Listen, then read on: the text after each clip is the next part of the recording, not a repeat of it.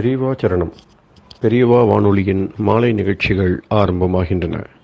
இன்றைய எமது நிகழ்ச்சிகள் நித்திய குரு பாதுகா பூஜா, ஸ்ரீ ரா கணபதி அவர்கள் எழுதிய புத்தகத்தின் ஒளிவடிவம், ஆன்மீக உரை, மகா பெரியவா மகிமை, உபன்யாசம். பெரியவா சரணம். பெரியவா சரணம். அடுத்த நிகழ்ச்சி நித்திய குரு பாதுகா பூஜை.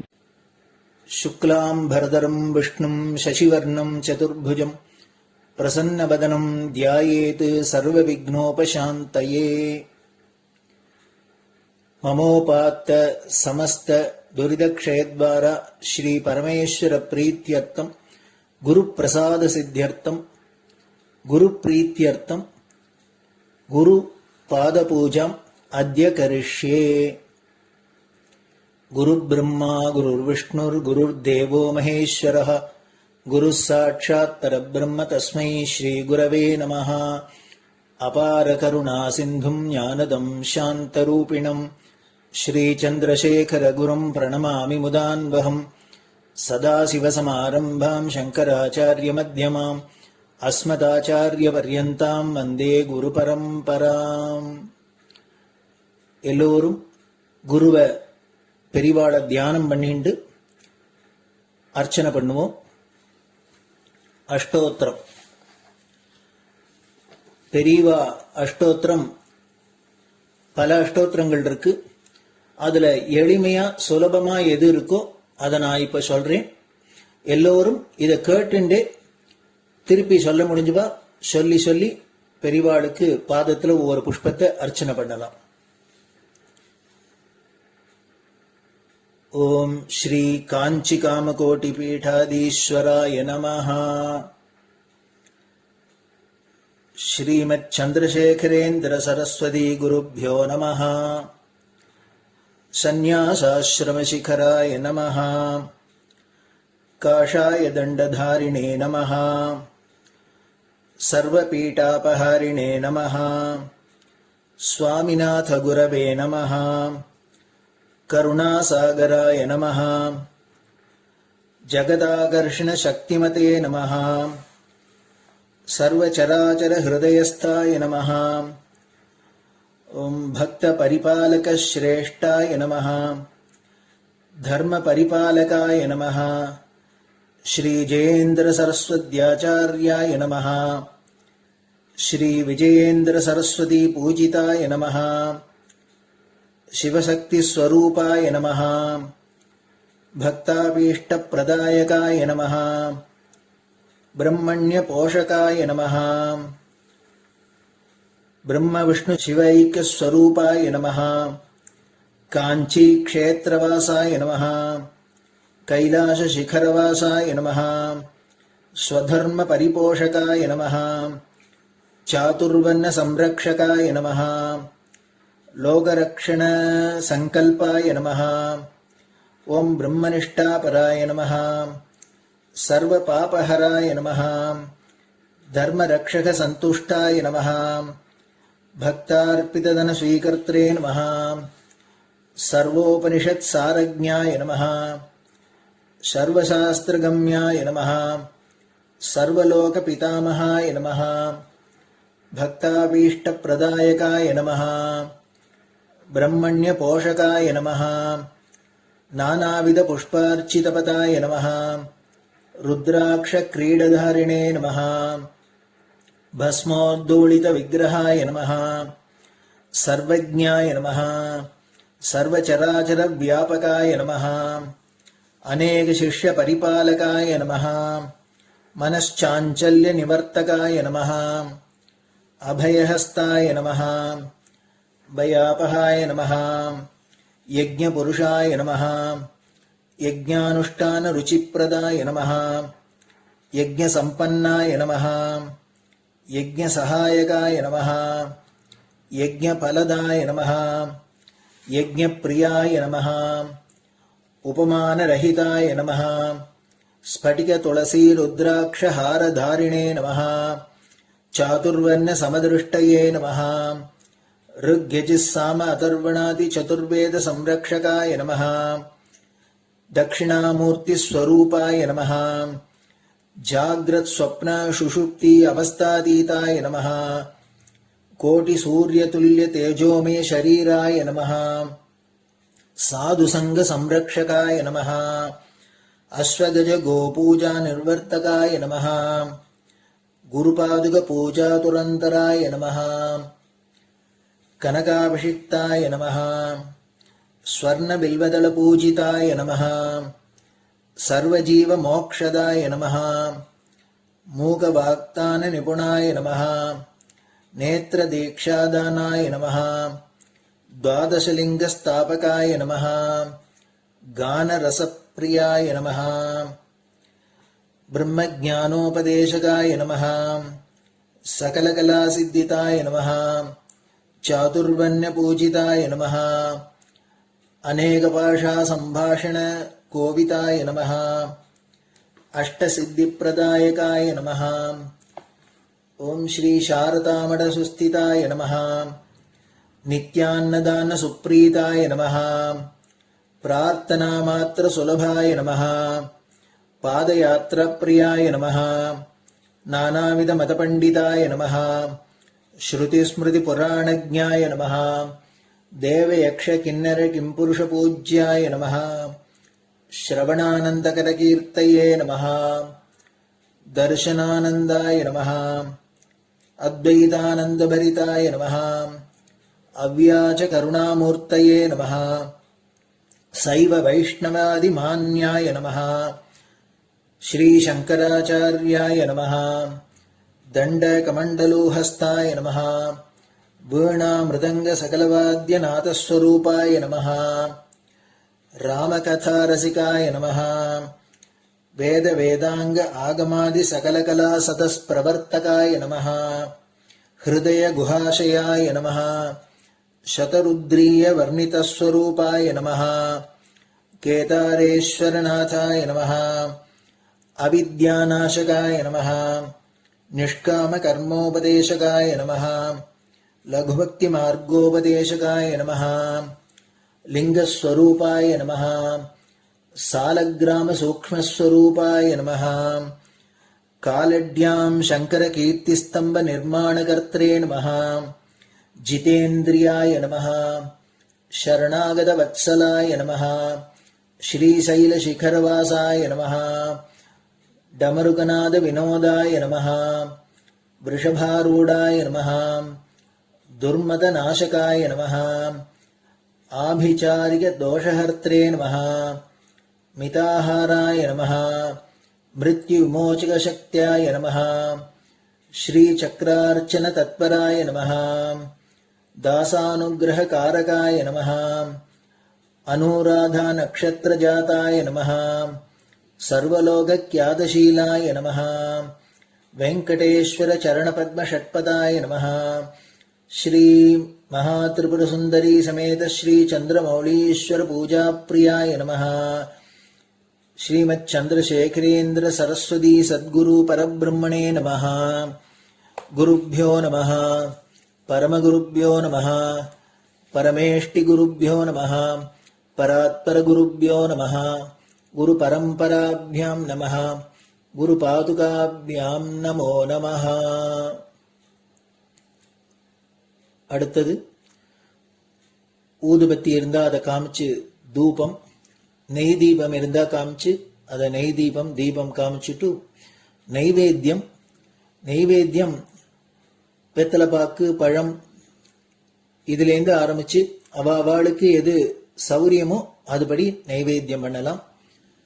அதுக்கு அடுத்தது கற்பூர ஹாரத்தி பண்ணி எல்லோரும் பிரதட்சிண நமஸ்காரம் பண்ணி பெரியவாள்கிட்ட பிரார்த்தனை பண்ணிண்டு எல்லோரும் க்ஷேமமா இருக்கணும், லோகம் பரம மங்களமா சௌக்கியமா இருக்கணும், எல்லோரும் வியாதி வெக்க இல்லாத ஆயுராரோக்கிய ஐஸ்வர்யத்தோட சாந்தம் அமைதியோட ஞான வைராக்கியத்தோட எல்லோரும் நல்லவர்களாயிருந்து நன்மையை அடையணும்னு பிரார்த்தனை பண்ணி இந்த பூஜையை தினம் செய்யலாம்.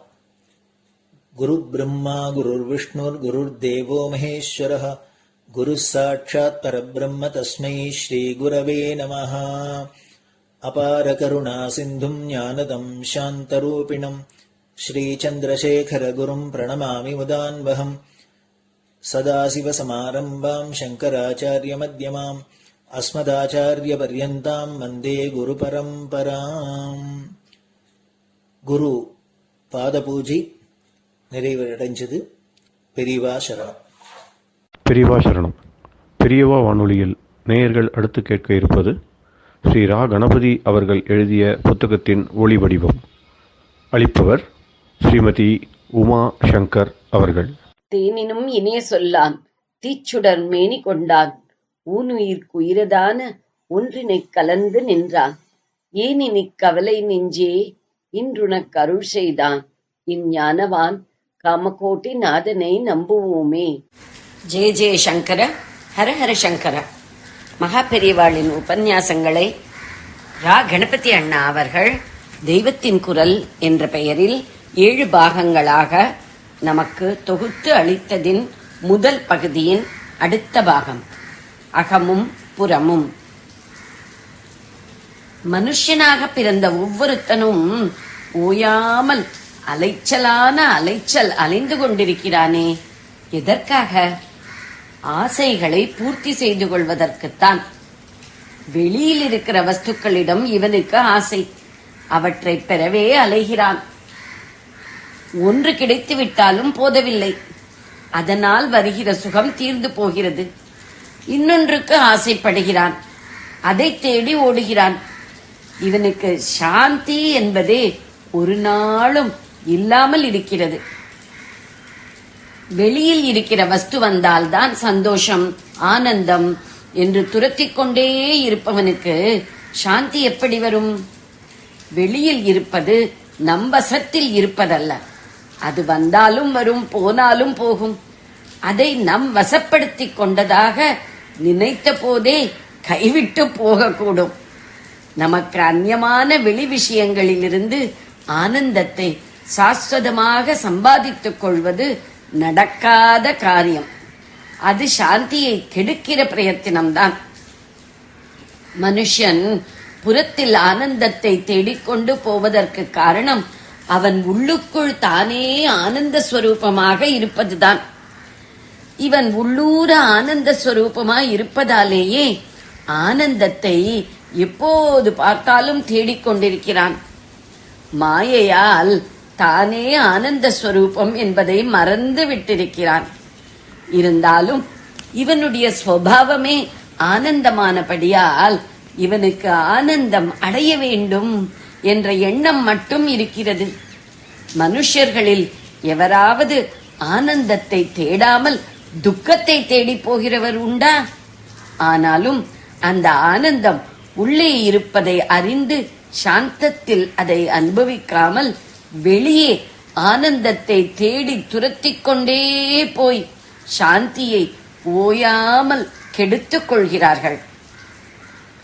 தன் நிஜஸ்வரூபம் என்ன என்று ஒருவன் அம்பாளின் கிருபையால் பிரார்த்தித்து ஆத்ம விசாரம் தியானம் செய்து பார்த்தால் தானே பூரண ஆனந்த வஸ்து என்று தெரிந்து கொள்வான். இவனுடைய இயல்பான உள் ஆனந்தம் மகா சமுத்திரம் மாதிரி இருக்கிறது என்றால் இவன் இப்போது புறத்தில் தேடி ஓடுகிற வஸ்துக்களில் இருந்து கிடைக்கிற ஆனந்தமெல்லாம் ஒரு திவலை மாதிரிதான். இதை ஒருத்தன் உணர்ந்து விட்டால் அப்புறம் வெளி இன்பத்தை தேடவே மாட்டான். தன்னை தானே அனுபவித்துக் கொண்டு ஆனந்த சமுத்திரமாக இருப்பான். சமுத்திரம் இருக்கிற இடத்திலேயே கரையை விட்டு வராமல் இருந்தாலும் அதனிடம் நதிகள் போய் விழுகின்றன அல்லவா?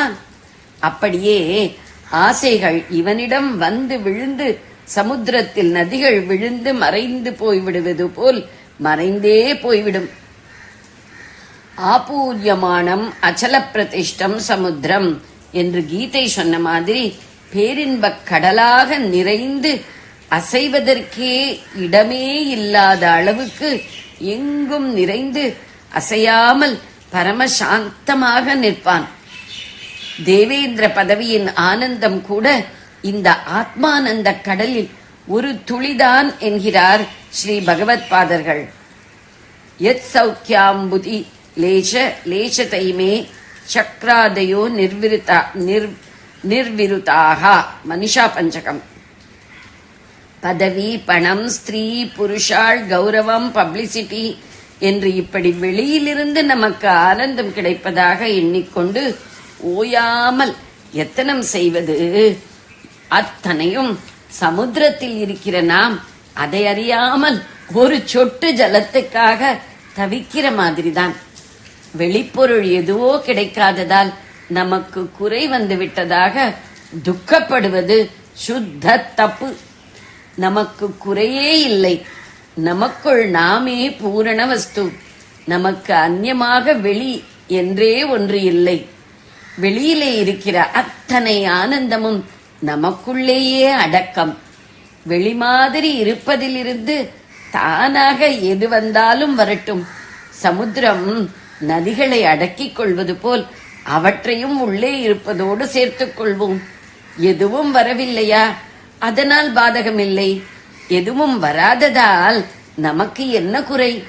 நமக்கு உள்ளேயே இருக்கிற பரமாத்ம வஸ்துவின் லேசம்தானே வெளியில் இருப்பதெல்லாம் என்கிற தெளிவோடு எப்போதும் இருக்க முயல வேண்டும். ஜெய ஜெய சங்கர, ஹரஹர சங்கர.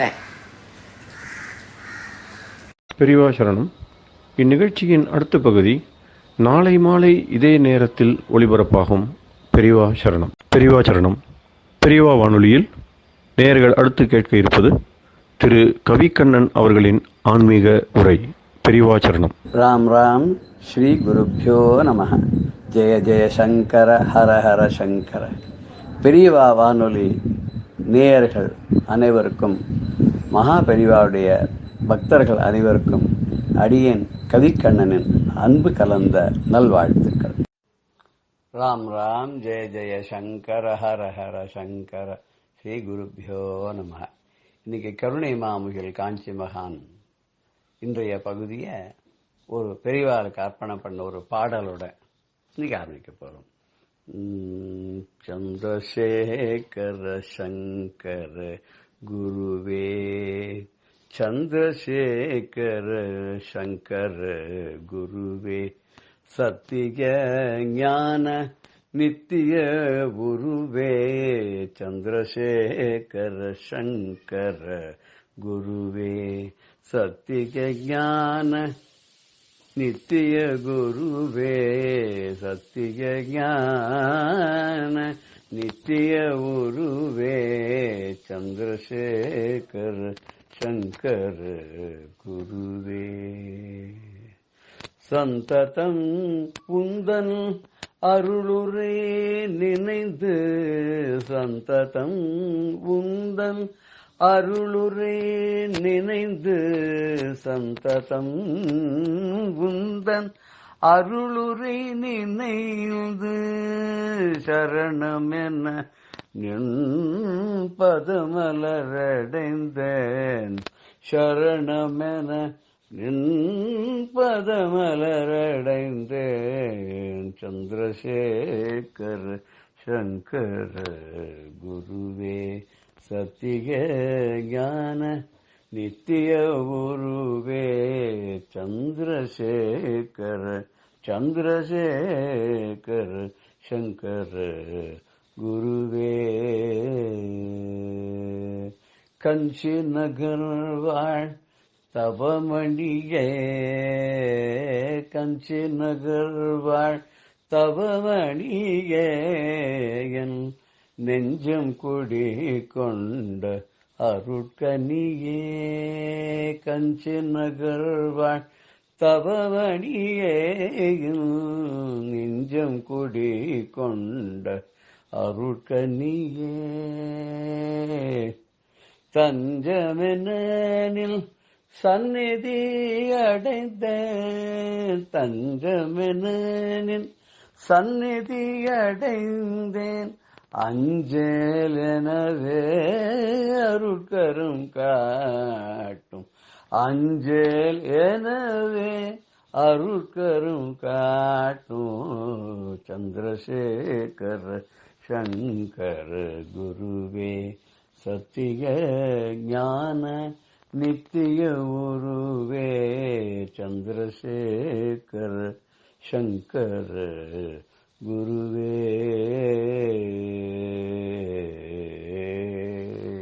நித்திய உருவாக இருக்கக்கூடிய நம்ம சங்கர குருவை நம்ம பணியணும். நம்ம யாருக்கெல்லாம் பாக்கியம் இருந்ததோ அவெல்லாம் பிரத்யட்சமா அவரை பார்த்திருக்கா, தரிசனம் பண்ணிருக்கா. இப்ப நம்ம பட்டமா பார்த்து தரிசனம் பண்றோம், கோவிலுக்கு போய் தரிசனம் பண்றோம், அதோட அதிஷ்டானத்துல போய் தரிசனம் பண்றோம் இல்லையா. இப்படிதான் ஒரு ஆசாமி பெரிய சிக்கல்ல இருந்தார். யாருக்கு சிக்கல் இல்ல? வக்கீல் கிட்ட போறவா பிரச்சனை இருந்தா தான் போவா. ஏதாவது உடம்புல வியாதி இருந்தா தான் டாக்டர் கிட்ட போவா, வைத்தியன்கிட்ட போவா. நிறைய தீர்க்க முடியாத சில ப்ராப்ளம்ஸ் இருந்ததுன்னா பரிகாரம் தேடிந்து ஜோசியர்கிட்ட போவா. கோவிலுக்கு எப்ப போவா? ஏதோ ஒரு விமோசனம் வேணும், ஏதோ ஒரு பலன் கிடைக்கணும், ஏதோ வேண்டியது நடக்கணும் அப்படின்னு கோவிலுக்கு போவா. பெரியவா கிட்ட எதுக்கு போவா? எல்லாத்துக்கும் போவா. எதுவா இருந்தாலும் சூப்பர் மார்க்கெட் மாதிரி பெரியவா அங்க போயிடுவா. இந்த மனுஷன் என்ன பண்ண, யாரோ சொன்னா எனக்கு இவ்வளவு பிரச்சனை இருக்க என்ன பண்ணலான்னு அவரும் எங்கெங்கயோ ஜோசியட்டெல்லாம் போய் பார்த்தார். எந்த ஜோசியட்ட போனாலும் யார் சொன்னது ஒன்னும் சரியா வரவே இல்லை. ஒரு ஜோசியர் ஒரு பரிகாரம் சொல்றார், ஜாதகத்தில் எப்படி சனி பாக்குறதுங்கிறார், ராகு பாக்குறதுங்கிறார், கேத்து பாக்குறதுங்கிறார், இப்படி ஏதோ சொல்லி ஏதோ பண்ற. ஆனா ஒரு காரியம் மட்டும் நடந்த பாடா இல்ல. சரின்னு வேற ஒரு ஜோசியர்கிட்ட போனா அவர் சொன்னது முன்னாடி சொன்ன ஜோசியர் சொன்னதெல்லாம் தப்பு, அப்படிலாம் கிடையாது, நான் சொல்றதுதான் செய்யணும் அப்படின்னு அவர் சொல்றார். இவர் ஒரு கோயிலுக்கு போய் பரிகாரம் பண்ண சொன்னா அவர் வேற ஒரு கோயிலுக்கு போய் பரிகாரம் பண்ண சொல்றார். இப்படி கோவில்களுக்கு போய் பரிகாரம் பண்றதுலயே இவருடைய நேரமெல்லாம் போயிட்டு இருக்கு, பணமெல்லாம் போயிட்டு இருக்கு. கடைசியில் ஒரு இது என்ன பண்ணாருன்னு ஒரு மாந்திரிகர் கிட்ட போனார். அவர் ஏதோ ஒன்று ஒரு எலுமிச்சம்பழத்தை கொடுத்தார். இதை வச்சுக்கோ, இதுக்கு இத்தனை நாள் பூஜை பண்ணு, அப்புறம் இந்தந்த பரிகாரங்கள்லாம் பண்ணு, அப்புறம் எங்கிட்ட வா. இதெல்லாம் ஒன்றும் சரிப்பட்டு வரல. அப்புறம் எல்லாரும் சொன்னான், இது எல்லாம் எதுவும் பண்ணாத, நேர காஞ்சிபுரம் போ, அங்க மகா பெரியவா அங்க இருக்கா. அவ எங்கேயோ காஞ்சிபுரம் தாண்டி ஏதோ ஒரு சின்ன கிராமத்துல ஒரு இடத்துல இருப்பா, அவர் குடியில் இருப்பா. உனக்கு அதிர்ஷ்டம் தான் போய் பார்க்கலாம். போய் பார்த்துட்டு தரிசனம் பண்ணிட்டு வந்தாலும் பிரச்சனை எல்லாம் தீர்ந்துடும்னா. இவர் ஏனோ சொல்றாளே பார்க்கலாம், இத்தனை பண்ணியும் நடக்காத காஞ்சியில போய் அந்த பெரியவரை போய் பார்த்துட்டு வருதுடா, மொத்தம் நடந்துட போறதான்னு ஒரு அவநம்பிக்கை தான். இருந்தாலும் பரவாயில்லன்னு ஒரு பஸ்ல ஏறி போனார். அப்படி பஸ்ல ஏறி காஞ்சிபுரம் தாண்டி போன உடனே அங்க யார்கிட்டயோ பக்கத்துல உட்கார்ந்தவரை கேட்கிறார், இந்த மாதிரி இங்க காஞ்சி பெரியவருங்கிறாரு, அவர் எங்க இருக்கார் அப்படின்னு. ஐயா இப்பதான் அந்த இடம் தாண்டி தான் பஸ் வந்ததுன்னு கண்டக்டரை கூப்பிட்டு வண்டியை நிறுத்த சொல்லி அவர் அங்க இறங்கி விடுறார். இறங்கிட்டு அப்படி தேடிண்டே போறார். போனா ஒரு சின்ன ஒரு குக் கிராமம். அந்த குக் கிராமத்துல ஒரு சின்ன ஒரு வயல் மாதிரி இருக்கு. அந்த வயலுக்குள்ள ஒரு சின்ன குடிசை மாதிரி இருக்கு. அந்த குடிசைக்கு வெளியில ஒரு கட்டில், கைத்து கட்டில் மாதிரி போட்டிருக்கு. அதுல ஒரு வயசான ஒருத்தர் உட்கார்ந்துட்டு இருக்கார். சரி நம்ம யாரையாவது கேட்கலாம். சுத்தி வர யாருமே இல்ல, 2-3 பசங்க இங்க பின்னாடி இப்படி நின்றுட்டு இருக்கா, அவ்வளவுதான். யாரையும் அப்பா காணோம். நான் நினைக்கிறேன் இது ஒரு சஸ்பென்ஸ் வச்சுப்போமே, இவருக்கு ஒரு ஆச்சரியத்தை கொடுக்கற மாதிரி கூட ஒரு நிகழ்வா கூட நடந்திருக்கலாம். இவர் நேரா அந்த பெரியவர்கிட்ட போனார். சரி சுவாமி, நீர் இந்த ஊரா அப்படின்னு கேட்டார். ஆமாப்பா இந்த ஊர் தான் அப்படின்னு தலையாட்டினார். இங்க யாரோ சங்கராச்சாரியார் இருக்காருமே, அவரை பார்க்கணும்னு. எதுக்கு அப்படின்னு கேட்டார். இல்ல எனக்கு ரொம்ப கஷ்டம், எனக்கு நிறைய பிரச்சனை, அந்த பிரச்சனை எல்லாம் தீரணும்னு என்னோட நண்பர்கள் எல்லாம் சொன்னா, அங்க சங்கராச்சாரியார்னு காஞ்சிபுரத்து பக்கத்துல ஒரு கிராமத்துல இருக்கார், அவரை போய் பாரு, வயசானவர், அவரை பார்த்தேன்னா அவர் உனக்கு எல்லா இதுவும் அனுகிரகம் எல்லாம் பண்ண உன் பிரச்சனை எல்லாம் தீர்ந்து போயிடும் சொன்னான். ஓ அப்படி சொன்னாரா, வா சரி சரி. இப்ப அந்த சங்கராச்சாரியாரை பார்த்தேன்னா அவர் உனக்கு சொல்வார், சொன்னதெல்லாம் நீ செய்தியா, அவர் சொன்னது செஞ்சோன்னு இதெல்லாம் சரியாயிடுமா. சரி உனக்கு என்னதான் கஷ்டம் சொல்லு அப்படின்னா. உங்ககிட்ட எதுவும் சொல்லணும், எனக்கு அவர்கிட்ட சொல்லணும்னு. எங்கிட்ட ஒருத்தர் சொல்லேன்ப்பா, நானும் கேட்டுக்கிறேன் அப்படின்னு. சரி இது வயசானவர் பெரியவர் கேட்கிறார், பெரியவர் மதிச்சு சொல்லுவோமே அப்படின்னு சொல்லிட்டு, எனக்கு இந்த மாதிரி நிறைய தொல்லைகள், அலுவலகத்திலையும் தொல்லை, வீட்டுலயும் நிறைய பிரச்சனைகள் இருக்கு, நண்பர்களுக்கு கடன் கொடுத்தா திரும்பி வர மாட்டேங்கிறது, நான் வாங்கின இடத்துல கடன் கேட்ட இடத்துல தான் திருப்பி கொண்டான்னு என்ன அரிக்கிற, எனக்கு வருமானமும் ரொம்ப ஒரு அளவுக்கு வாய்க்கும் கைக்கும் தான் இருக்கு, நான் ரொம்ப கஷ்டப்படுறேன், எனக்கு ஒரு தங்க வச்சிருக்கா கல்யாணத்துக்கு, அவளுக்கு வேற நான் செஞ்சாகணும், என்ன பண்றதுன்னு எனக்கு ஒன்றும் புரியல. குழந்தைகளை படிக்க வச்சாகணும். இத்தனை பாரத்தையும் நான் தூக்கி தலையில சுமந்துன்னு என்னால் தாழவே முடியலன்னு. உடனே அந்த வயசானவர் என்ன சொன்னா, நீ ஏண்டாப்பா இந்த பாரத்தெல்லாம் நீ சுமக்கிறதா நினைச்சுட்டு இருக்க? பகவான் கிருஷ்ணன் என்ன சொல்றா தெரியுமா? என்னுடைய பக்தனுடைய பாரத்தெல்லாம் அனன்யா சிந்தையந்தோ மாம் ஏஜனா பரிபாசத்தே தேஷாம் நித்யாவியுக்தானாம் யோகக்ஷேமம் வகாமியம்னு சொல்லியிருக்காரு. நமக்கு தெரியுமோ? அதாவது என்னுடைய மற்றவாளை யாரையும் நினைக்காத என்னையே சரணம்னு நினைச்சிருக்க வரானே, அவனுடைய கஷ்ட நஷ்டங்கள் எல்லாத்தையும் நான் தான் தாங்கிறேன் அப்படின்னு சொல்றாரு இல்லையா? இது மாதிரி எத்தனையோ பேருக்கு பகவானை நம்பி போன வாழ்க்கை பாரத்தை இறக்கி வச்சு வாழ்க்கை நடந்திருக்க. இப்ப நீ ரயில்ல ஏறி உட்கார்ற, உன் பெட்டியோட போற, நீ என்ன பண்ண? ரயில்ல ஏறிட்டு பொட்டிய மேல ஒரு இடம் இருக்கும், அதுல வச்சு விடலாம், இல்ல கீழே சீட்டுக்கு அடியில வச்சு விடலாம். நீ திருப்பி நான் தூக்கின்னு போறேன்னு உன் மடியிலேயே வச்சிருந்தான்னா அது தேவையோ? அது ரயில் ஒன்னு தூக்கின்னு போற போது பெட்டியும் சேர்த்து தானே தூக்கின்னு போற போறது. அதனால உன்னுடைய பாரத்தை எல்லாத்தையும் சுவாமி தலையில போட்டுட்டு ஒரு குருநாதரை அடைஞ்சு அவர்கிட்ட உன் பாரத்தை இறக்கி வச்சுட்டு அவ சொல்றபடி கேட்டானா உனக்கு எல்லாம் நன்னா நடக்குமேப்பா. நீ என்ன தமிழ் நன்னா பேசுவியா, தமிழ் தெரியுமோன்னு உன்னுடைய மனைவிய அபிராமி இருந்தாதி சொல்ல. ஐயோ அங்கதேனே பெரியவரே ரொம்ப கஷ்டம் இருக்கு, அவ எதையுமே சொன்னதா கேட்க மாட்டா, என்ன சொன்னாலும் ஏட்டிக்கு போட்டியா பண்ணுவா. குழந்தையில கந்த சஷ்டி கவச்சம் சொல்லேன்னா, ஐயோ அது கூட அம்மா பேச்ச கேட்குமே தவிர என் பேச்ச கேட்காது. நீ ஒன்னும் கவலைப்படாத, இப்ப நீ ஊருக்கு போ, எல்லா பாரத்தையும் ஒன்னுது இல்ல அப்படின்னு சொல்லி கடவுள்கிட்ட போட்டு ஒரு நமஸ்காரத்தை பண்ணு. உன்னுடைய மனைவியை கூப்பிட்டு அபிராமி இருந்தாதியை தினம் படிக்க சொல்லு.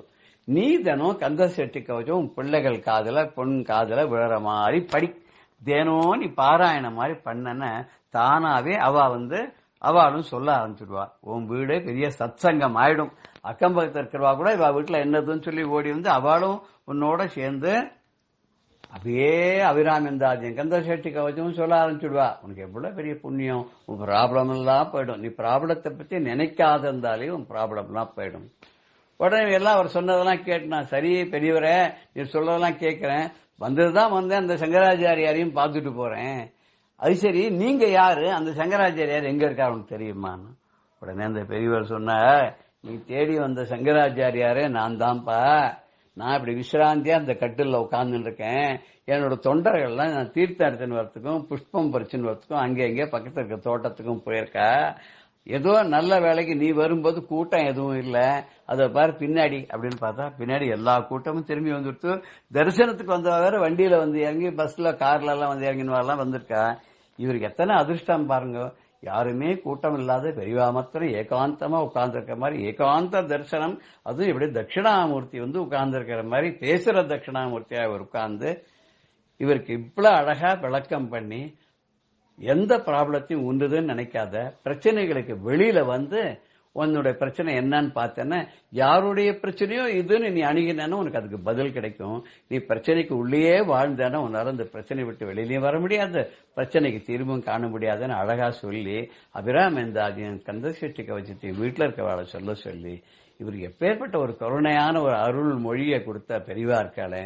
இதுதான் தேடி தேடி போனா நமக்கு அருள் கிடைக்கிறது, தேடாமலே அவரே அருள் பண்ண நிகழ்வுகள் நிறைய உண்டு. இப்படிப்பட்ட மகானுடைய தரிசனமும் மகானுடைய அருள் வாக்கும் கிடைக்கிறதுக்கு இந்த மனுஷன் எவ்வளவு புண்ணியம் பண்ணிருப்பார் இல்லையா? நினைச்சு நமக்கு ஆச்சரியமா இருக்கு இல்லையா? இது ஒரு நிகழ்வு இல்லை, இது மாதிரி நிறைய பல நிகழ்வுகள் இருக்கு. இன்னும் மேல மேல தொடர்ந்து நம்ம பார்க்க இருக்கோம். ஜெய ஜெய சங்கர ஹர ஹர சங்கர ஸ்ரீ குருபியோ நம. ராம் ராம். பெரியவா சரணம். இந்நிகழ்ச்சியின் அடுத்த பகுதி நாளை மாலை இதே நேரத்தில் ஒளிபரப்பாகும். பெரியவா சரணம். பெரியவா சரணம். அடுத்த நிகழ்ச்சி மகா பெரியவா மகிமை உபன்யாசம். வழங்குபவர் பிரம்மஸ்ரீ கணேச சர்மா அவர்கள். அபார கருணா சிந்தும் ஞானதும் சாந்தரூபிணம் ஸ்ரீ சந்திரசேகரகுரும் பிரணமாமி முதான்வகம். காஞ்சி மகாபெரிவா 1967-68 வருஷத்தெல்லாம் தன்னோட பாரிஷான ஸ்ரீ ஜெயேந்திர சரஸ்வதி சுவாமிகளோட யாத்திரை பண்ணிட்டு வரத்தே ஆந்திர பிரதேசத்தில் கோதாவரி ஜில்லாவில் பல இடங்கள்லாம் யாத்திரை பண்ணுறதை பார்த்துட்டு வரும். அப்படி வரத்தே 1968 வருஷம் ஆரம்பத்தில் ஏலூரு அப்படிங்கிற இடத்துல இருந்தா. இந்த ஏலூர்ல சிவராத்திரி எல்லாம் அங்க இருந்தா, ஏலூர்ல இருந்தா. அந்த ஏலூர்ல இருக்கிறதே 1968ஆம் வருஷம் பிப்ரவரி மாசத்துல கும்பகோணத்துல மகாமகம் வந்தது. இந்த மகாமகம் அப்படிங்கிறது முன்னமே சொல்லியிருக்கோம், குரு சிம்மராசியில பிரவேசிக்கிறதே மகா நட்சத்திரத்துல. இது 12 வருஷத்துக்கு ஒரு தான் நடக்கக்கூடியது ஜோதிஷ ரீதியா. அது ரொம்ப புண்ணிய காலமா இருக்கிறதுனால இந்த மகாமகத்துல கும்பகோணத்துல ஒரு பெரிய விழா நடக்கிறது. வடதேசங்கள்ல எப்படி கும்பமேளா நடக்கிறதோ அது மாதிரி இங்க தென் திசையில நடக்கிற ஒரே கும்பமேளா இந்த மகாமகம், கும்பகோண மகாமகம். இந்த கும்பகோண மகாமகத்தை இதுக்கு முன்னால எல்லா மகாமகத்துக்கும் அநேகமா பெரியவா ஸ்நானம் பண்ணியிருக்கா. நிறைய போய் அங்க மகாமக குளம்னு இருக்கு, அதுல ஸ்நானம் பண்ணியிருக்கா. இந்த 68ஆம் வருஷம் மகாமகத்தும் போது என்ன பண்ணா, பெரியவா ஆந்திர பிரதேசத்துல ஏலூர்ல இருந்தா. அதனால இவ்வளவு தூரம் வந்து ஸ்நானம் பண்றதுக்கு முடியல. காரணம், பின்னால அதே ஆந்திர பிரதேசத்துல பத்ராஜலத்துல கும்பாபிஷேகம் இருப்பது. இந்த பத்ராஜலம் கும்பாபிஷேகத்துக்கு வரதா பெரியவா வாக்கு கொடுத்திருந்தா. அதனால இப்ப திருப்பி தமிழ்நாட்டுக்கு வந்துட்டு அங்க போக முடியாதுங்கிறதுனால அங்கேயே யாத்திரையில இருந்தா. இது 68ஆம் வருஷம் மகாமகத்துக்கு பெரியவா என்ன பண்ணுச்சுன்னா, கும்பகோணம் மடத்துல ஒரு அதிருத்ர யாகம் பண்ணணும் அப்படின்னு ஆசைப்பட்டு சங்கல்பம் பண்ணி அது அதிருத்ரத்தை பண்ண சொன்னா. இந்த அதிருத்ரம் அப்படிங்கிறதுலாம் முன்னமே பார்த்திருக்கோம். ரொம்ப விமர்சையா பண்ண வேண்டியது, 11 நாள் பண்ண வேண்டிய காரியம். இந்த 11 நாள் பண்ண வேண்டிய காரியத்துல பெரியவா சொன்னா அதிருத்ரத்தை ரொம்ப விமர்சையா நன்னா பண்ணணும். அதே போல அன்னதானம் ரொம்ப விஸ்தாரமா சிறப்பா அன்னதானம் பண்ணணும். இந்த யாத்ரீகர்கள்லாம் மகாமக ஸ்நானத்துக்காக வர, இந்த உற்சவத்துக்கு வர 11 நாளைக்கு வரவாளுக்கு எல்லாருக்கும் எப்போ வந்தாலும் அன்னதானம் பண்ணணும் அப்படிங்கிறதுக்காக என்ன பண்ணா, ஒரு கமிட்டி ஒன்று ஃபார்ம் பண்ணச்சுன்னா, கும்பகோணத்துல பிரபல டாக்டர் MK சுப்பிரமணியர் அப்படின்னு இந்த சுப்பிரமணியர் தலைமையில ஒரு கமிட்டி ஃபார்ம் பண்ணினா பெரியவா. அதுல காமகோடி கோபாலையர் அப்படிங்கிறவர், கோனேராஜபுரம் சீனிவாசையர், நெப்பத்தூர் பாலு ஐயர், அலவந்திபுரம் கிட்டு ஐயர், அப்புறம் புளியஞ்சேரி கிருஷ்ணமூர்த்தி ஐயர், இன்னும் பல பக்தர்கள்லாம் சேர்ந்து ஒரு கமிட்டி ஃபார்ம் பண்ணி இந்த அதிருத்ரத்தை பெரியவா ஆனபடி சிறப்பா நடத்தணும் அப்படின்னு ஏற்பாடு பண்ணினா. 120க்கு மேல 121 பேரை வச்சு வைதிகால வச்சு நடக்க வேண்டிய ஒரு காரியம். அதுக்கு அந்த காலத்துல 1 லட்சம் போல செலவு அப்படின்னு எஸ்டிமேட் போட்டா. இந்த 1968ஆம் வருஷம் 1 லட்சம் செலவழிச்சு ஒரு அதிருத்ரம் அப்படிங்கிறது ஒரு பெரிய கிராண்ட் ஸ்கேல்ல பண்ணக்கூடியதுதான். இது தஞ்சாவூர் ஜில்லாக்காரெல்லாம் என்ன பண்ணினா, எல்லாரும் மிராஸ்தார் எல்லாம் இருந்ததுனால, சௌரியம் உள்ளவாளா இருந்ததுனால இந்த 1 லட்சம் அப்படிங்கிறது ரொம்ப சுலபமா வசூலாகி பெரியவா சொன்னபடியே மடத்துல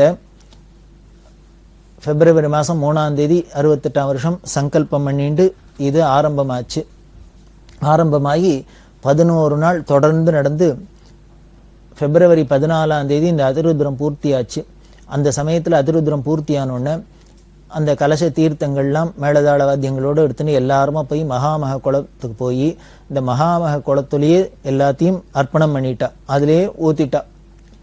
ஏன் இப்படி பண்ணார், இந்த அதிருத்ர தீர்த்தத்தை எல்லாரும் அவாவா தலையில புரோஷனம் பண்ணி ஸ்நானம் பண்றதை விட அந்த குளத்துல சேர்த்துட்டாக்க சங்கமம் ஆயிடுத்துனாக்க இனிமே இந்த மகாமகத்துக்கு வந்து ஸ்நானம் பண்ற அத்தனை பேருக்கும் இந்த அதிருத்ர தீர்த்தத்துல ஸ்நானம் பண்ணின பலனும் அவளுக்கும் அபிஷேகம் பண்ண பலனும் கிடைச்சிடும் அப்படின்னு பெரியவா அப்படிதான் எந்த காரியத்தை பண்ணினாலும் இப்படி எல்லாம் பார்த்து பண்ணுவா. இந்த பெரியவா உத்தரப்படி அங்க கொண்டு போய் சேர்த்தா. அது ரொம்ப விமர்சையா நடந்தது. அந்த அதிருத்ரம் எல்லாம் பூர்த்தியாச்சு. அப்போ அன்னதானம் ரொம்ப சிறப்பா நடக்கணும் அப்படின்னு பெரியவா சொல்லியிருக்கா இல்லையா. கும்பகோணம் சங்கர மடத்திலையும் நடந்தது.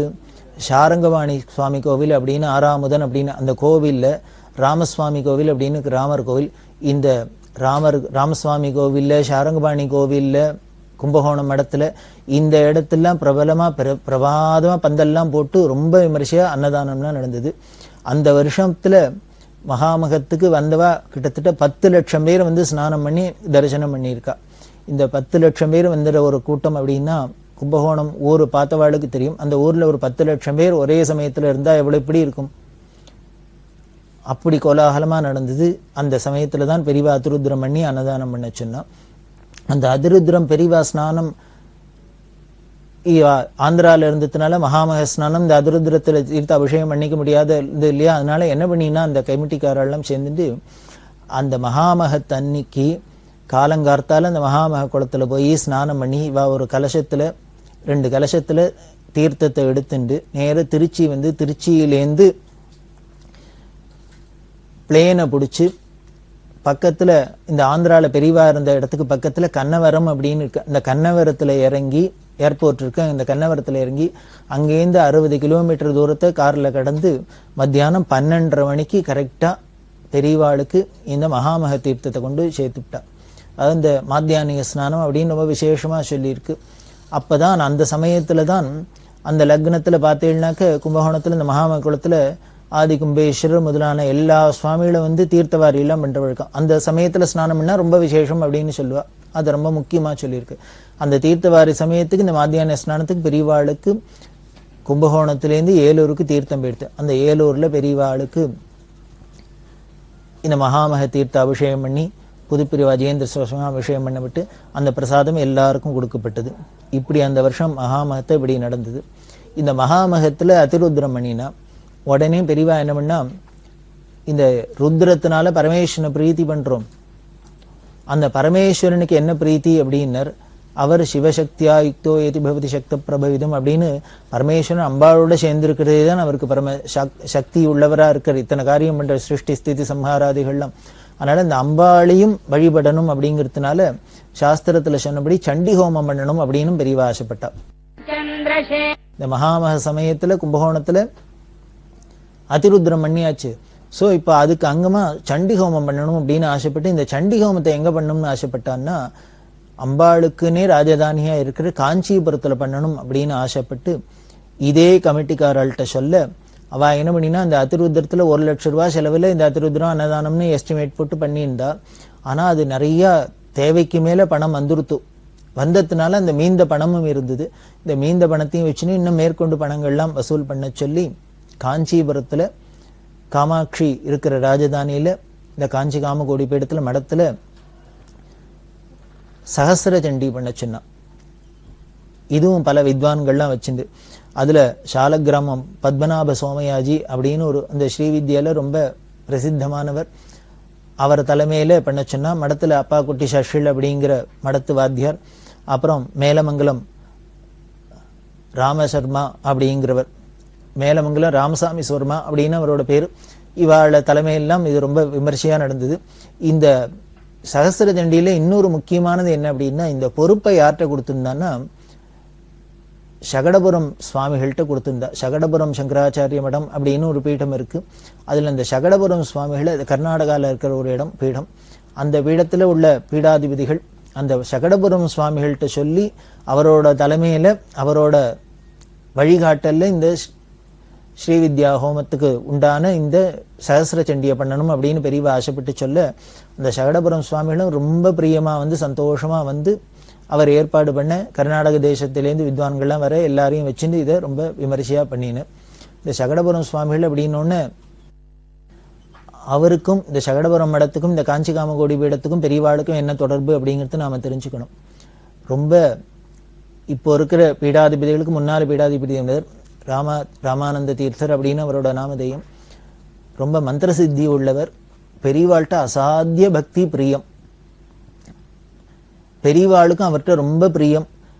ஏதாவது என்ன பண்ணுவோம்னா ஒரு மந்திர சித்தி உள்ளவர் அப்படி இருக்கிறதுனால பெரியவா பல பேரை இந்த மந்திரோபதேசங்கள்லாம் வாங்கிக்கணும்னா அவர்கிட்ட போலாம் அனுப்புவா பெரியவா. அப்படி இருந்த ஒரு மகான் அந்த சகடபுரம் சுவாமிகள் பெரியவாள்கிட்ட அவ்வளவு அந்யோன்யமா இருந்தார்.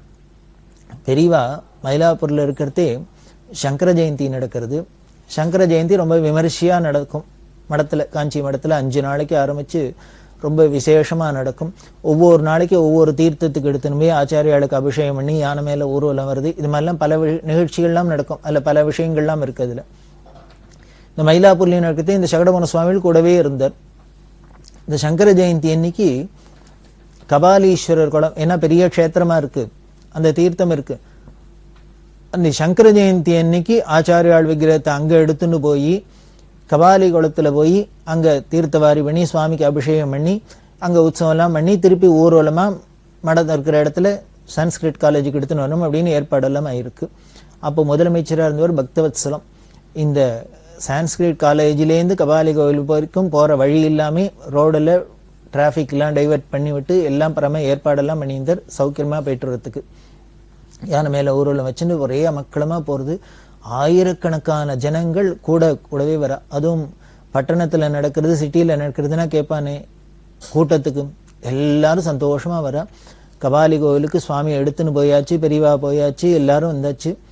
அந்த கோவில் குளம் முழுக்கலும் கரை முழுக்கலும் ஜன சமுத்திரமா இருக்கு, வெள்ளமா இருக்கு. அத்தனை பேர் நின்று தரிசனம் பண்ணிட்டு இருக்கா.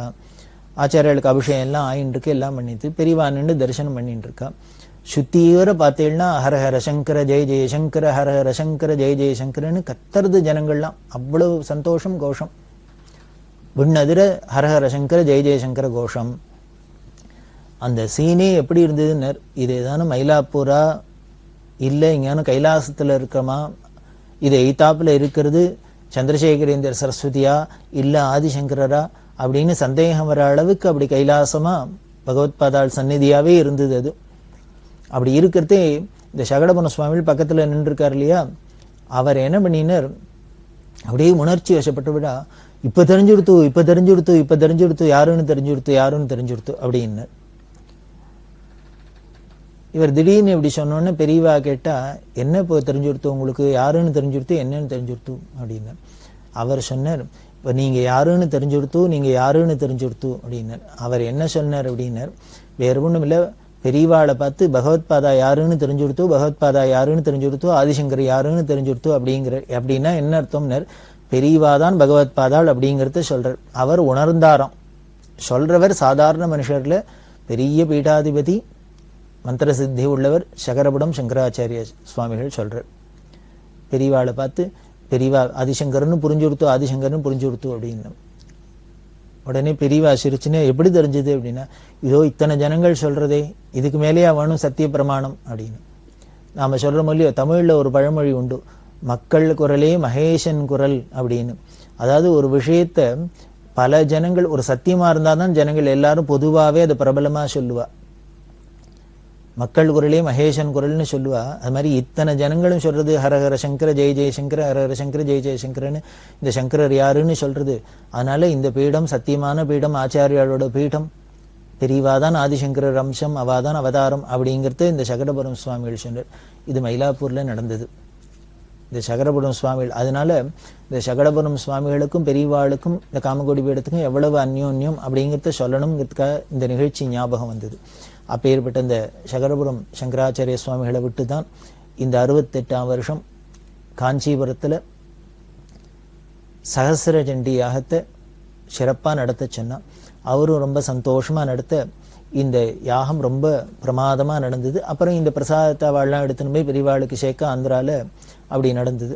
அப்படி இருக்கிறதே பெரியவா ஆந்திரால யாத்திரையில இருந்தா அப்படின்னு சொன்னோம் இல்லையா, அந்த ஆந்திரா யாத்திரையில இருக்கிறதே பத்ராஜலத்துல கும்பாபிஷேகம். இந்த பத்ராஜலம் கும்பாபிஷேகத்துக்காக தான் பெரியவா அங்க போறதா அங்கேயே இருந்தா. இந்த பத்ராஜலத்தோட சிறப்பு ரொம்ப விசேஷமானது. பரம பக்தர் ராமதாசர் அப்படின்னு, இந்த ராமதாசர் ராம பக்தர். சங்கீதம் தெரிஞ்சவாளுக்கு, நாம சங்கீர்த்தனம் தெரிஞ்சவாளுக்கெல்லாம் தெரிஞ்சிருக்கும் ராமதாசும் அவரோட சாகித்யம்லாம்.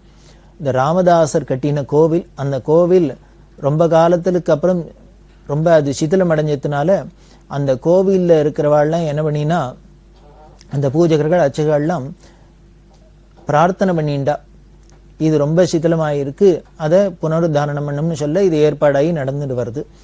அந்த கும்பாபிஷேகத்தை முன்னிட்டு தான் பெரியவா இந்த ஆந்திராலேயே யாத்திரை பண்ணிட்டு இருந்தா.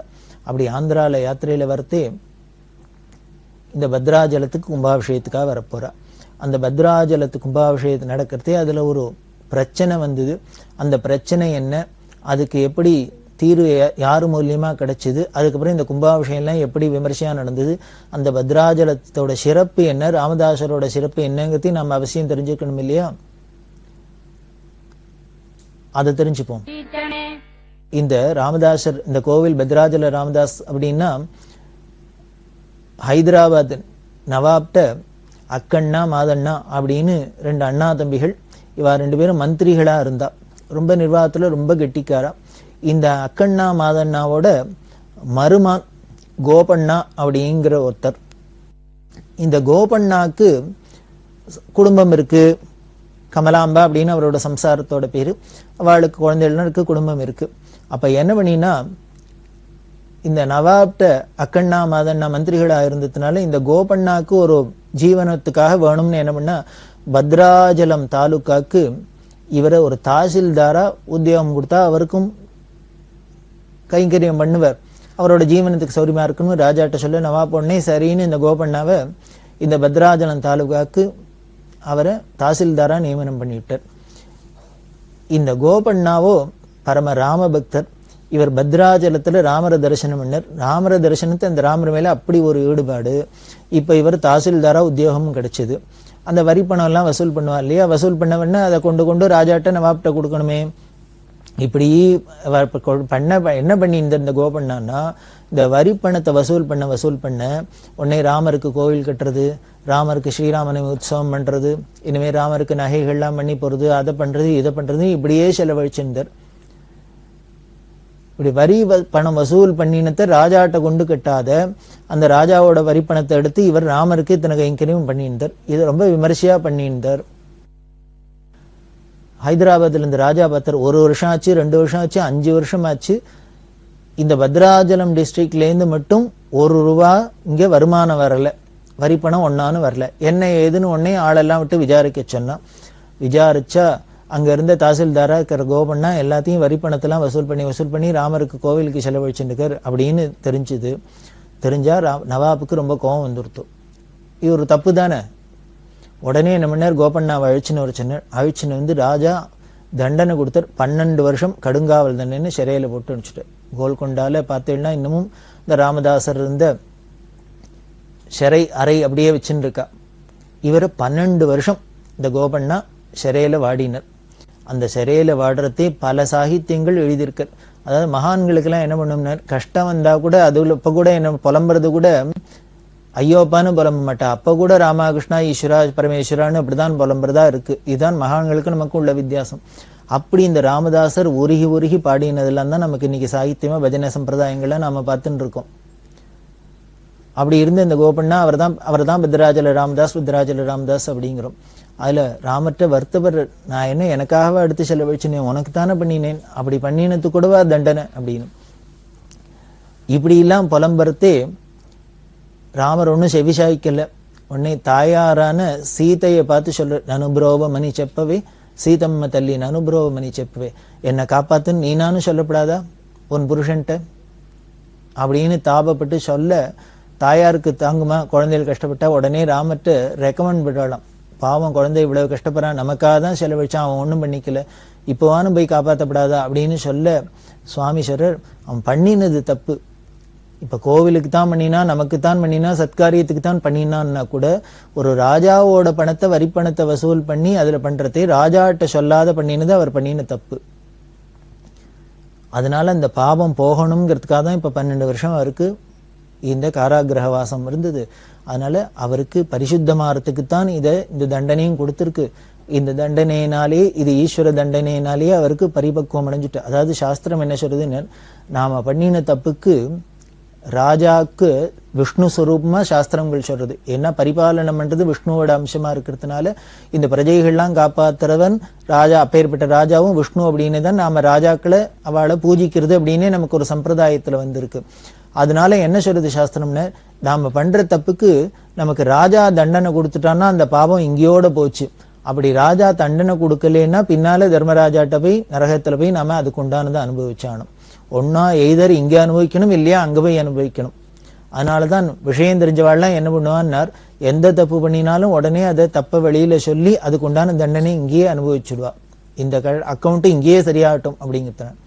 அந்த நியாயப்படிதான் ராமரும் என்ன பண்ணினார், இந்த ராமதாஸ்க்கு இங்கேயே ராஜ தண்டனை அப்படிங்கிற ரூபத்துல 12 வருஷம் கொடுத்தார். இப்ப சொன்ன தாயார்ட்ட, இப்ப பரிபக்குவம் அடைஞ்சிட்டான், அவனோட பிராரப்தம் போயிடுத்து, அதனால இப்ப போய் நான் அவனை காப்பாத்துறேன் அப்படின்ட்டு என்ன பண்ணினார், ராம் சிங் லக்ஷ்மண் சிங் அப்படின்னு தம்பி லக்ஷ்மணனை அழிச்சுண்டு நேர ராஜாட்ட நவாப்ட போனார். நவாப்ட போய், நாங்க கோபண்ணாவோட அசிஸ்டண்ட், அவர் சேர்க்க வேண்டிய பணத்தெல்லாம் கொடுத்து அனுப்பிச்சிருக்கார், அதை எல்லாத்தையும் கொண்டு வந்திருக்கோம் அப்படின்னு சொல்லி 6 லட்சம் மொகரா அப்படின்னு சொல்லுவா. இந்த 6 லட்சம் பவுன் மொகராவையும் கொண்டு போய் இவா 2 பேருமா ராமரும் லக்ஷ்மணருமா இந்த நவாப்ட கொடுத்தா. நவாப்ட கொடுத்து ரசீது வாங்கிண்டா. இதை திருப்பி அவர் எல்லா பணத்தையும் கட்டிட்டார் அப்படிங்கிறதுக்கு ரசீது கொடுங்க. ரசீது கொடுக்க ராஜா என்ன பண்ணினான், தானிஷா உடனே அவரை ரிலீஸ் பண்ணுன்னு விட்டான். அவர் தான் கொடுத்த கடன்லாம் வாங்கின கடனை கொடுத்துட்டாரு, அதனால அவரை ரிலீஸ் பண்ணுன்னா சரின்னு உடனே ரிலீஸ் பண்ணிட்டா. இதை ரிலீஸ் பண்ணினோன்னு உடனே திடீர்னு ராஜாவுக்கு இப்போ ஒரு ஆச்சரியமா மனசுல ஒரு ஸ்புரிச்சது. என்னன்னா, யாரோ ராம்சிங் லக்ஷ்மண் சிங் திடுதிடுன்னு நேர நம்மள்ட்ட வந்து கொடுத்துட்டு போறாரு. இவ யாரு? அதான் ராஜாவெல்லாம் பாக்குறதே இப்படி எல்லாரும் ஸ்ட்ரெயிட்டவே ஓடி போயிட முடியாது, அதுக்கு உண்டான காவல்லாம் இருக்கு, ஆள்லாம் இருப்பா. அவதான் வந்து சொல்லுவா, இது மாதிரி 2 பேர் வந்திருக்கா, நான் அனுப்பட்டுமா, இப்படி எல்லாம் கேட்டுதான் சொல்ற வழக்கம். இப்படி இல்லாத நம்ம பாட்டுக்கு உள்ளுக்குள்ள இருக்கிறதே 2 பேர் வந்தாளே, இவ யாரா இருக்கும், இத்தனை காவலையும் மீறி யாரு இப்படி வந்தா அப்படின்னு போய் விசாரிச்சு பார்த்தா, அவள்லாம் ஜரா காவல்காரெல்லாம் எங்களுக்கு தெரியவே தெரியாது, இங்க யாரும் இப்படி உள்ள வரோம்னு சொல்லவே இல்லை, நாங்க பார்க்கவும் இல்லைன்னு. இப்படி எல்லாம் விசாரிச்சுன்னு வந்ததே தான் அப்புறம் ராஜாவுக்கு தெரிஞ்சது, இது என்னமோ யாரோ என்னமோ நடந்திருக்கு. ராமதாஸை பத்தி தெரியுமே, கோபண்ணாவை பத்தி, இவர் ராமருக்கு பண்ணியிருந்து பத்ராஜல ராமதாரை பத்தி எல்லாம் தான் தெரியுமே நவாபுக்கும். உடனே என்ன பண்ண சந்தேகப்பட்டு நேர ஜெயிலுக்கு வந்துட்டார். ராஜா குதிரை மேல ஏறி வந்து பார்த்தா ராமதாஸ் வெளியில ரிலீஸ் ஆகியிருக்கார். அவர்கிட்ட கேட்டார். அவர் சொன்ன, நான் அப்படிலாம் ஒத்தனையும் அனுப்பலையேன்னு. இப்ப 4, 3, 7ன்னு கணக்கு புரிஞ்சு கொடுத்தோம். ராமதாசருக்கு கோபண்ணாக்கும் தெரிஞ்சது, நவாபுக்கும் தெரிஞ்சது, அந்த ராமரே தான் தன்னோட தம்பியான லக்ஷ்மணரோட வந்து ராமதாஸ் பட்ட கொடுத்த கடனை அடைச்சிட்டு போயிருக்கார் அப்படின்னு. இப்படி தெரிஞ்சோன்னு நவாப் என்ன பண்ணா, ராமதாஸ் காலில் விழுந்து நமஸ்காரம் பண்ண. ராஜா சக்கரவர்த்தி, இவர் தான் இவரை ஜெயிலில் போட்டிருக்க, தண்டனை கொடுத்துருக்க, ஆனா இவர் இப்ப என்ன பண்ணாரு, அவருக்கு நமஸ்காரம் பண்ண. என்ன, நீ உனக்காக சுவாமியே நேரம் வந்து இத்தனையும் கொடுத்துட்டு கடனை அடைச்சிட்டு போறாருன்னா நீ நிஜமாவே மகானாதான் இருக்கணும் அப்படின்னு சொல்ல, இப்பதான் இந்த ராமதாசரோட பெருமை, அந்த மகத்துவம் உலகுக்கு தெரிய ஆரம்பிச்சுது. இப்படி ராஜா ராமதாஸுக்கு நமஸ்காரம் பண்ணாரு இல்லையோ, ராமதாஸ் என்ன தெரியுமா பண்ணார், ராஜாவை பார்த்து சந்தோஷப்பட்டு சொன்னார், நீ தான் பாக்கியசாலி, நீ எனக்கு நமஸ்காரம் பண்ணக்கூடாது, நான் தான் உனக்கு பண்ணணும். ஏன்னா நான் இத்தனை ராமருக்கு கைங்கரியம் பண்ணி, அவருக்கு உற்சவம் பண்ணி, கோயில் கட்டி எல்லாம் பண்ணியிருக்கேன், இவ்வளவு ஜெயிலில் இருந்து சிரமப்பட்டிருக்கேன், ஆனா எனக்கு தரிசனம் கிடைக்கல, உனக்கு தரிசனம் கிடைச்சு கொடுத்தேன் அப்படின்னு. ராமரும் லக்ஷ்மணரும் தரிசனம் ராமர் ராஜாக்குன்னா கிடைச்ச, நவாபுக்குன்னா கிடைச்சது. அதனால ராம தரிசனம் நேர பண்ணினும் நீ தான் பாக்கியசாலி அப்படின்னு சொல்லி, இன்னுமே நீ இந்த ராமநவமி இந்த நான் பண்ணிட்டு வந்த இந்த உற்சவம் எல்லாம் ராமருக்கு பண்ணிடணும், நீ தான் பண்ணணும்னு சொல்ல, அதுக்கப்புறம் அந்த அரசாங்கமே பண்ணிட்டு வந்தது. அதை தொடர்ந்து இன்னைக்கும் அந்த அரசாங்கத்துல ஸ்ரீராமநவமி உற்சவத்துல அரசாங்கத்துல போய் கலந்துக்கிறார். அப்படிதான் இந்த ராமதாசரோட சரித்திரம். அப்பேற்பட்ட மகான் கட்டின கோவில் தான் இந்த பத்ராச்சலத்துல இருக்கு. அந்த பத்ராச்சல ராமருக்கு அந்த கோவில் சிதிலமடைய அதை திருப்பி புனருத்தாரணம் பண்ணி கும்பாபிஷேகம் பண்ணணும் அப்படிங்கிற சந்தர்ப்பத்துல தான் அந்த கணபதி ஸ்தபதி அப்படின்னு சொன்னமே, அந்த கணபதி ஸ்தபதியோட பொறுப்புல இந்த வேலை வந்தது. அப்படி வேலை வரத்தே அதுல பெரிய பிரச்சனைகள்லாம் வர, அந்த பிரச்சனையெல்லாம் எப்படி சால்வ் ஆகி கும்பாபிஷேகம் ஆச்சு, அதுக்கப்புறம் என்ன நடக்கிறது அப்படிங்கிறது நமக்கு ரசமான நிகழ்ச்சிகள்லாம் தொடர்ந்து இருக்கு. அதை நாம தொடர்ந்து பார்க்க போறோம். பெரியவா சரணம். இந்நிகழ்ச்சியின் அடுத்த பகுதி நாளை மாலை இதே நேரத்தில் ஒளிபரப்பாகும். பெரியவா சரணம். பெரியவா சரணம். அடுத்த நிகழ்ச்சி திருவாசக இன்னிசை. வழங்குபவர் ஸ்ரீ சத்குருநாத தேசிகர் அவர்கள். பெரியவா சரணம். திருச்சிற்றம்பலம். நீத்தல் விண்ணப்பம். மாறுபட்டு அஞ்சு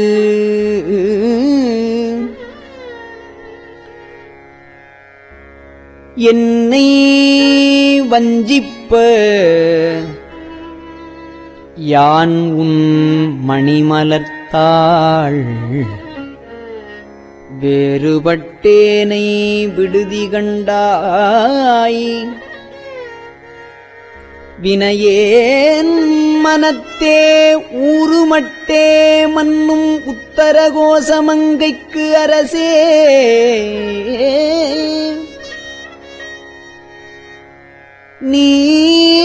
நீறுபட்டே ஒளி காட்டும் பொன்மேனி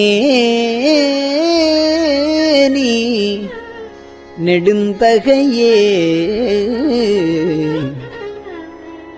நெடுந்தகை நீ என்னை ஆட்கொள்ளையான் ஐம்புலன்கள் கொண்டு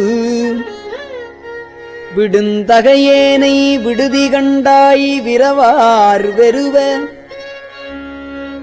அடுந்தகை வேல் வல்ல உத்தர கோசமங்கைக்கு அரசே கடுந்தகையேன் உண்ணும் தெண்ணீர் அமுதப் பெருங்கடலே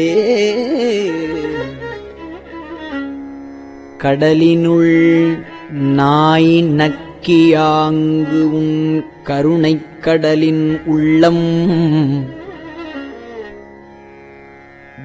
விடலறியேனை விடுதி கண்டாய் விடலில் அடியார்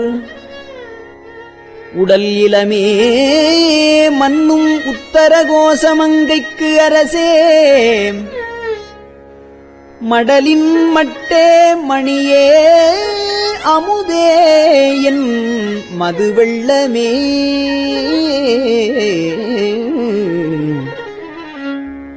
வெள்ளத்துள் நாவற்றி ஆங்கு உன் அருள் பெற்று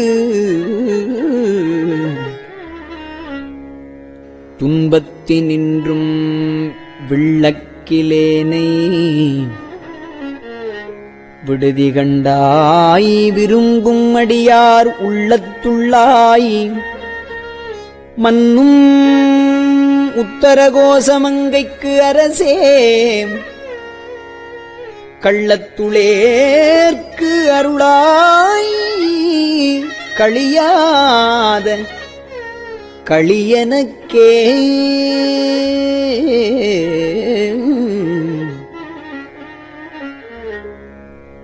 களிவந்த சிந்தையொடு உன் கழல் கண்டும் கலந்து அருள வெளிவந்திலேனை விடுதி கண்டாய் மெய்ச்சுடருக்கு எல்லாம் ஒளிவந்த பூங்கழல் உத்தரகோசமங்கைக்கு அரசே எளிவந்த எந்தை பிரான் என்னை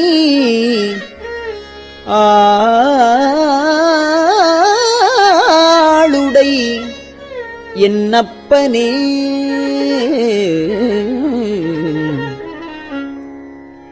என்னை அப்பா அஞ்சல் என்பவர் இன்றி நின்று எய்த்து அலைந்தேன் மின்னை ஒப்பாய் விட்டுடுதி கண்டாய் உவமுக்கில் மெய்யே உன்னை ஒப்பாய் மன்னும் உத்தரகோசமங்கைக்கு அரசே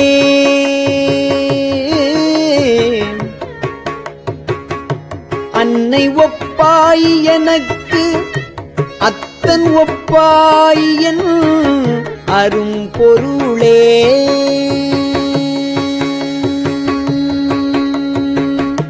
பொருளே தமியேன் புகலிடமே நின் புகழ் இகழ்வார் பெருளே என்னை விட்டுடுதி கண்டாய் மெய்மையார் விழுங்கும் அருளே அணிபொழில் உத்தரகோச மங்கைக்கு அரசே இருளே வெளியே இகபரமாகி இருந்தவனே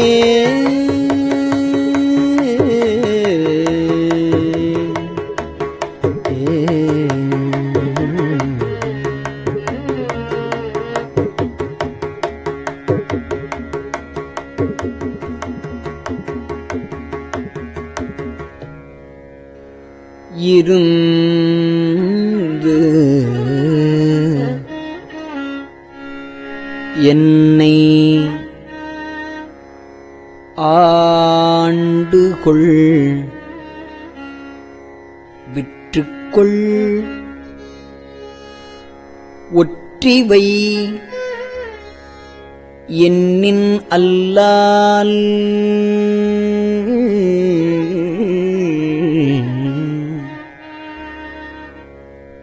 விருந்தினனேனை விடுதி கண்டாய் மிக்க நஞ்சு அமுதா அருந்தினனே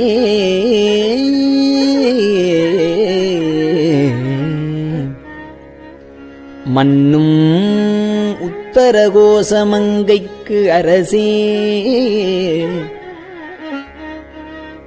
மருந்தினனே பிறவிப் பிணிப்பட்டு மடங்கினற்கே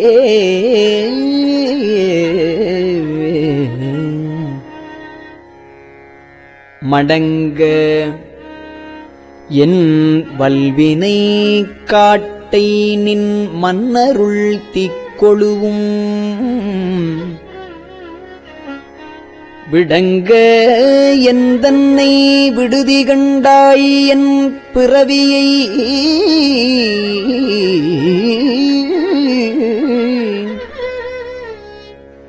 வேரொடும் களைந்து ஆண்டுகொள் உத்தரகோசமங்கைக்கு அரசே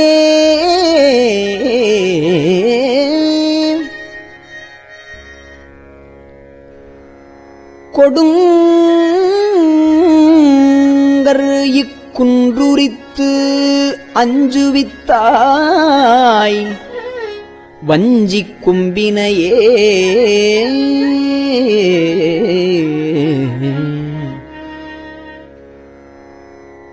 கொம்பரில்லா கொடிபோல் அலமந்தனன் கோமளமே வெம்புகின்றேனை விடுதி கண்டாய் விண்ணர் நண்ணுகில்லா உம்பருள்ளாய் மன்னும் உத்தரகோசமங்கைக்கு அரசே அம்பரமே நிலனே அனல் காலொடு அப்பானவனே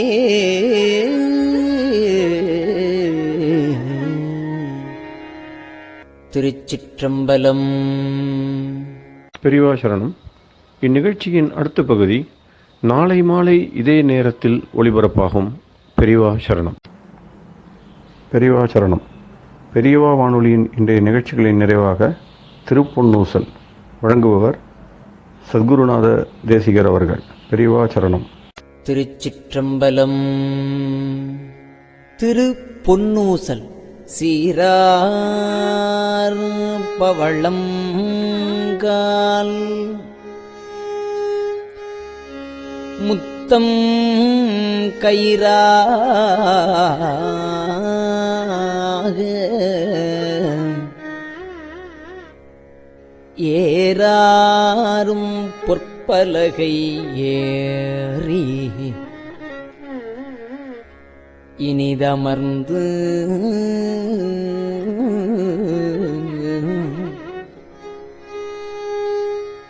சீரார் பவளம் கால்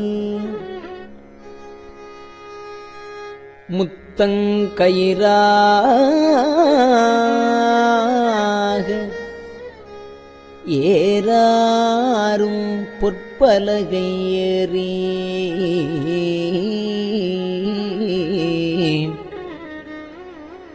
இனிது அமர்ந்து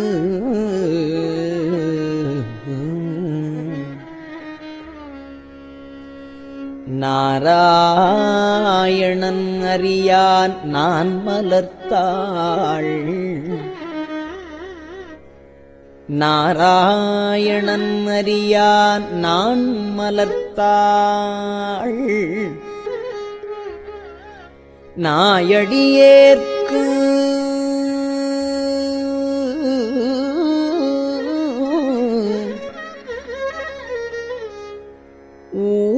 ஊராகத் தந்தருளும் உத்தர கோசமங்கை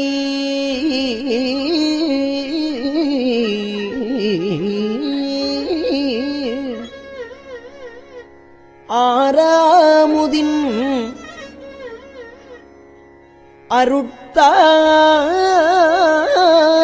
அருட்தாளினைப் பாடி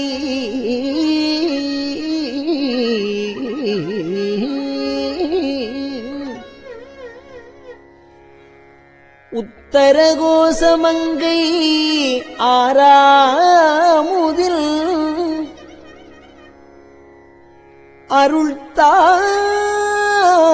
அருள்தாளினைப் பாடி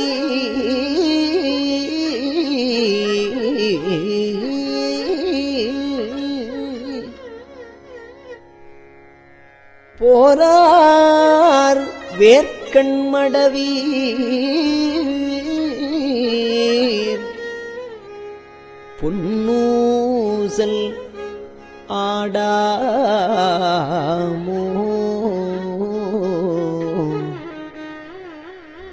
போரார் வேர்க்கண்மடவீர்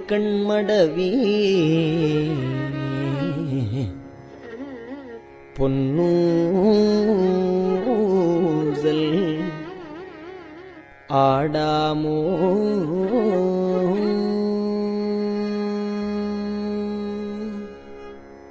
திருச்சிற்றம்பலம்.